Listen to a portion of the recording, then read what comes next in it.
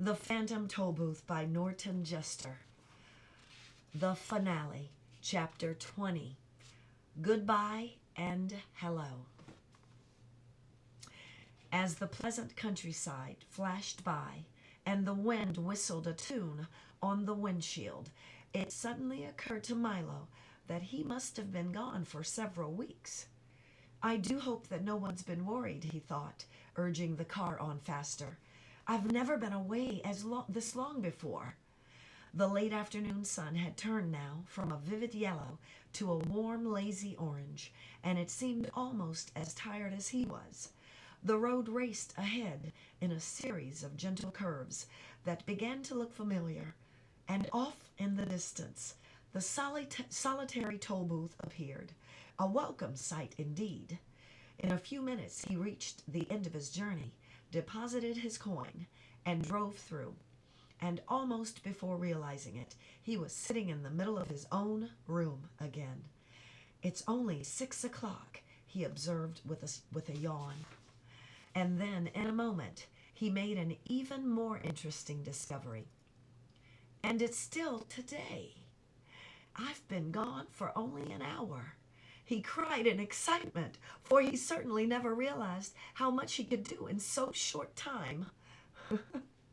Milo was much too tired to talk, and almost too tired for dinner, so without a murmur he went off to bed as soon as he could. He pulled the covers around him, took a last look at his room, which somehow seemed very different than he'd remembered, and then drifted into a deep and welcomed sleep. School went very quickly the next day, but not quickly enough, for Milo's head was full of plans, and his eyes could see nothing but the toll booth and what lay beyond. He waited impatiently for the end of class, and when the time finally came, his feet raced his thoughts all the way back to the house. Another trip! I'll leave right away. They'll all be so glad to see me, and I'll... He stopped abruptly at the door of his room, for where the toll booth had been, just the night before, there was now nothing at all.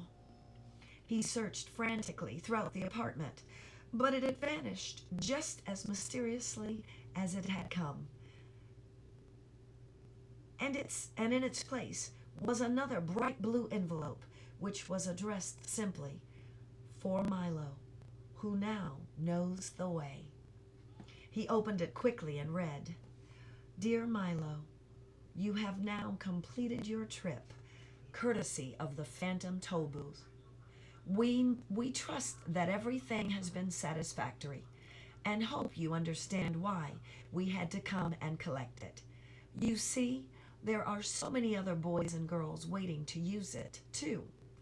It's true that there are many lands you've still to visit, some of which are not even on the map, and wonderful things to see that no one has yet imagined. But we're quite sure that if you really want to, you'll find a way to reach them all by yourself. Yours truly." The signature was blurred and couldn't be read. Milo walked sadly to the window and squeezed himself into one corner of the large armchair.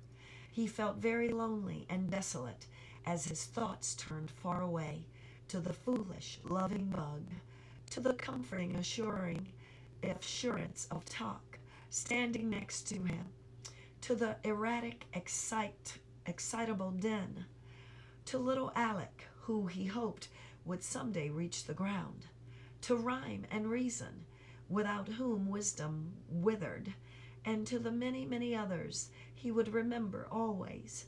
And yet, even as he thought of all these things, he noticed somehow that the sky was a lovely shade of blue, and that one cloud had the shape of a sailing ship.